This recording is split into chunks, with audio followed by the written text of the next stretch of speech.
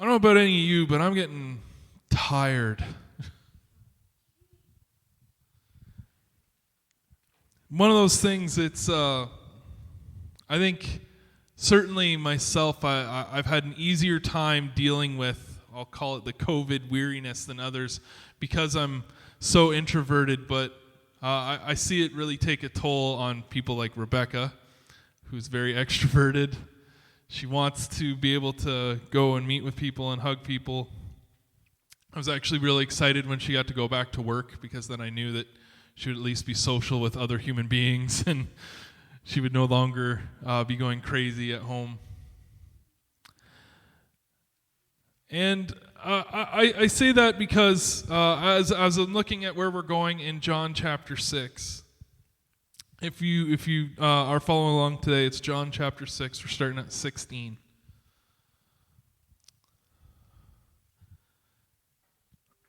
I say all that because we just witnessed, we didn't. The disciples had just witnessed a miraculous event. We talked about it last week. Jesus fed the 5,000, and I said, I don't care if it was 5,000 or if it was 10,000, right? Some people are trying to make the case that there's all these extra people there. I don't care how many it was. If Jesus would have taken 5 loaves of bread and filled 12 baskets, I would have been impressed. But Jesus didn't do that. He took an impossible situation and he fed a ton of people and he had 12 baskets of leftovers. Jesus showed us that he was the provider. He showed us that there was nothing he couldn't do. And then it says here in verse 16, when the evening came, that evening, his disciples went down to the lake. They got into the boat and set off across the lake for Capernaum. Again, if you're unfamiliar, we have, Rebecca, could you just throw up the map?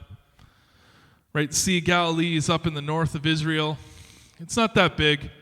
I think I wrote down here, it's only 8 miles wide, which means that if you're standing on one side of the Sea of Galilee, you can see the other, right? That's how the curvature of the earth works.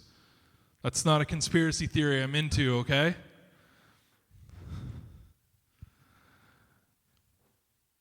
Right, so you can see the other side. You could see the buildings. They could see their destination. But it does say it was getting to be evening. It was getting to be dark. But we're talking about seasoned fishermen. In fact, one of the first miracles that we see was the miracles of the fish, where Jesus said to go out and fish, and it's because they had already been out all night fishing. So a lot of these people, they were experienced fishermen that were used to traveling in a boat at night. They had dealt with difficult weather. They had dealt with difficult times. That was not the troubled thing. And it's assumed at this point, because it says, by now it was dark and Jesus had not yet joined them. There must have been some sort of plan. It's not told to us here, but obviously there must have been some sort of plan for Jesus to meet up with them in Capernaum.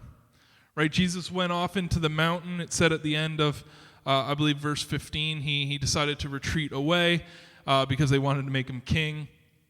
And he said, he must have been dealing with the disciples, said, look, I'm going to go away. I need to meet with the Father, but you go on, I'll meet you there. Now, maybe they were wondering, how on earth is he going to get here? But on the same hand, they also just watched him feed 5,000 people. So I don't think they were too worried about the method upon how he was going to get there. They kind of figured, if he can do that, he can do just about anything. Right? They had just witnessed something miraculous. And yet, something enters their lives very shortly that causes them to begin to doubt everything they had just seen. And every single one of us, right? Not many of us can relate to the idea of witnessing 5,000 people and seeing some sort of incredible miracle. But every single one of us can relate to what the disciples are about to feel as they get terrified. It says when they had, in verse 18, a strong wind was blowing and the waters grew rough. Has anyone ever been out on like rough seas? I remember when I was a kid growing up, there was like 3-foot waves in Lake Ontario, and we were out swimming before it all got stirred up, and all of a sudden it came in. And I remember I was in my life jacket, and I can see the boat, and I'm like, oh, I gotta get back to the boat. And I'm swimming, and I'm swimming, and I'm swimming, and I'm not getting anywhere because the waves just batter me further and further away from the boat. Right? And that wasn't even that bad of a storm. I've been out actually on the ocean when that got real rough and a storm whipped up. We were rushing as fast as we could to get back to the wharf, back to safe harbor. That was when I was in Prince Edward Island. It's terrifying. You lose all sense of certainty. I'm sure if you think about, you have these seasoned fishermen, maybe some of them still got hope, they still got faith, they're able to try and keep it together. And it says that in verse 19, they had rowed about 3 or 4 miles.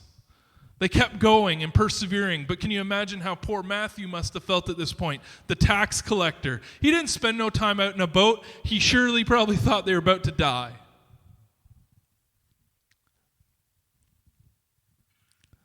Then it says they saw Jesus approach the boat, walking on water. I love how John says this, by the way. The other accounts, the accounts in Matthew, Mark, and Luke, very different. But John doesn't focus so much on the miracle. In fact, if you notice, I'm only reading, 5 verses? He doesn't talk very much, or 6 verses. He doesn't talk very much about what's about to happen. He doesn't focus on the miracle so much. And in fact, there's a really incredible miracle. Many of us know this story. We know about Jesus coming out and walking on the water, but the end of the story is something that I feel like we often skip over. It says he's walking out the water, and they were frightened. Of course they were. 2 things. Number 1, it's rough seas. And even though you can see your destination, you can see where there's safe harbor, I mean, I don't know if any of you have ever been out in a rowboat when it starts getting rough, but you just feel like you're getting nowhere. Right? You're just spinning in circles. You're working as hard as you can, but the wind is just working against you, and you just feel like nothing you do is having any effect. And then you see the silhouette of a man come walking out at you across the ocean, right? It's dark. They don't know who it is. It's safe to say that would probably freak me out too. I'm with them on this. I get it. Yes, they had just witnessed Jesus doing this incredible miracle. Yes, they had just witnessed Jesus doing such amazing things. And many of us have come from a place like that. We had watched Jesus do some incredible things in our lives. We've watched Jesus do incredible things in other people's lives. We live in an era of the internet where we're able to actually share these experiences online instantaneously. We can see some of the miraculous things that Jesus is doing around the world in the same day. We don't have to just pass stories anymore. We get to actually see it. And yet, when we get caught in a storm, and we work and we struggle and we struggle and we struggle against the wind, we grow weary and afraid, and we feel alone. Right? They had just, I bet you, and we know this because we've seen the same situation played out differently, where Jesus fell asleep in the boat, and they wake him up because they know that he can do something. Right? They know they can trust Jesus to do something about it, but when they're out there in the boat, they're out there on the sea, they're trying to cross to Capernaum, Jesus isn't with them. They feel alone, isolated, scared. Jesus calls out to them, "It is I, don't be afraid." Then they were willing to take him into the boat, and so immediately the boat reached the shore. Okay, I skipped over that last little bit real quick, but that's because there's a lot happened. A lot happened there. But I want to focus first on the weariness, right? A lot of us are getting there. Or are there, or have been there for a while. We felt like we've been working and working and working. Struggling against all the stuff that's been going on this year. And it's been difficult, and it's really wearing people down. If you're not there yourself, honestly, I congratulate you. But it's been hard for a lot of people. It's changed how a lot of people have lived, and it's brought a lot of people to a place where they're frightened and they feel alone. And it's all understandable, right? I don't read the story of these disciples out on this storm and I think less of them because they had done all these things, they had witnessed these things, that they had spent all this time with Jesus. I don't look at them and look down on them and say, oh, how could you have such little faith? I look at them and I go, yeah, I get it. These situations are terrifying. You're losing all control and it feels like everything is about to end. It's terrifying. But what I love about this story is then Jesus just comes to them. And he doesn't say, don't worry, I'm here, everything's going to be okay. He says, in fact, does this, like, we're so used to hearing these stories. There's two stories, and we often jam them together, and we remember them the same in our mind, right? We think of, okay, disciples, Jesus' boat. Oh, right, Jesus makes the storm go away. Does anyone read that in the story? The storm didn't go away. The storm kept going. It's going on all around them. Right? There's different accounts in this and that. I think it's in Matthew where Peter says, Lord, if it's you, let me come out to you. And he tries to go out and walk on the water. But the storm is still raging. The waves are still crashing. The boat is still rocking. All of this is still happening. The storm doesn't subside, but their fear begins to subside. Right? It says in verse 21, then they were willing to take him into the boat. This is important, and it's one of actually my favorite things about Christianity, right? We serve a God who does not force himself on us. We serve a God who, although has all power, all sovereignty, all control, he does not say, worship me or else. He says, look, I'm ready to take you out of this if you'll let me. And I say take you out of this because, and then it says they got into the boat and then they rowed over the next course of a few hours and finally made it to Capernaum, but they felt good that Jesus was there. That's what it says, right? No. And this is what I mean by this is the part of the story I feel like gets skipped over so much. Then they were willing to take him into the boat, and immediately, I said the lake or the sea is 8 miles wide. They rowed 4 miles out. They are stuck in the middle, and yet immediately they're brought to Capernaum. I mean, that is one heck of a miracle. Immediately the boat reached the shore. They arrived where they needed to be. And friends, the storm was still raging. The reason I love this story isn't because Jesus made everything okay and fixed everything and made the world perfect again. He took them from their situation and he said, come and rest in me. Many of us are in a position like that, and we're just, you feel worn down or you feel tired and you're just sick of it. And Jesus says, look, if you're willing, come and rest. Rest in me. Right? The storm is going to keep raging. Things are going to keep still happening. Things that, the rest of the world doesn't stop turning. But I'm going to take you where you need to go for now. I'm going to take you to safe harbor. But you have to be willing. And he'll take you there immediately. Now, I don't know if any of you have ever been in a situation like that. I know I have. And if you've been in a situation where you just feel like your world is just rocking apart and then all of a sudden Jesus just takes you out of that. I'm not talking about like he physically takes you out of that. I'm saying like you just feel it. It just like it just all gets taken away. If you've ever felt that, then you know what I'm talking about. You know that what Jesus is trying to demonstrate to these people here is exactly that. And many of us have had an experience like that. And many of us also haven't. But I would encourage those that have had that situation, share that with each other. Share that with the people around you.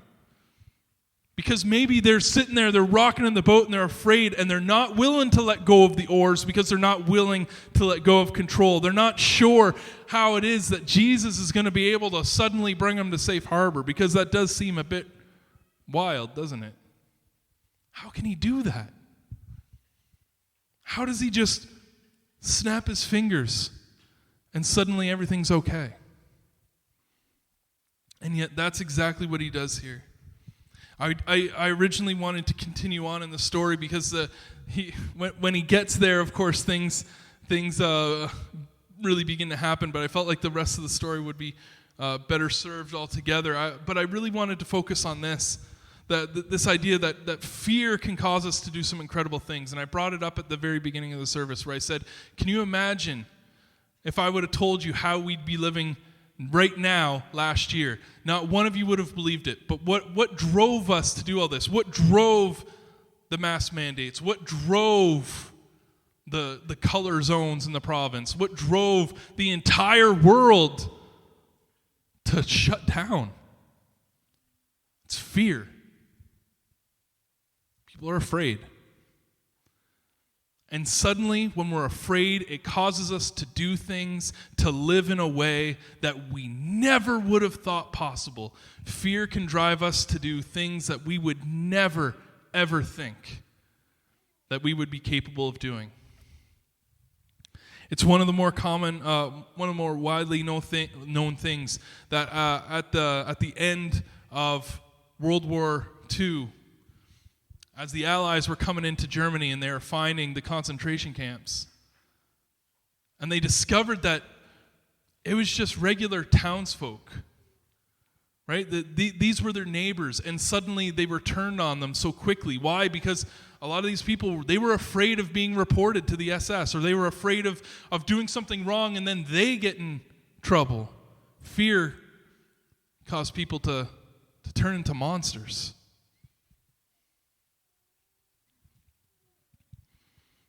See, Jesus knows what fear can drive us to do.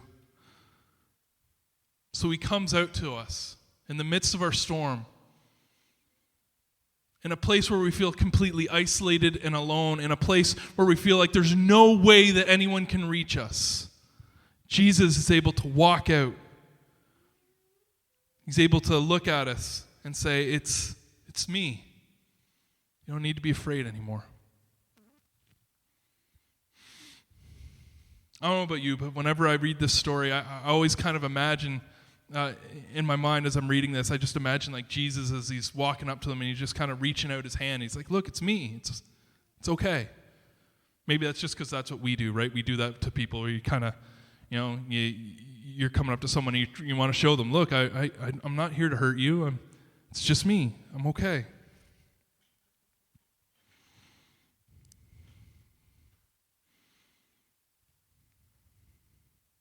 Jesus wants to take you out of your storm, wherever that is.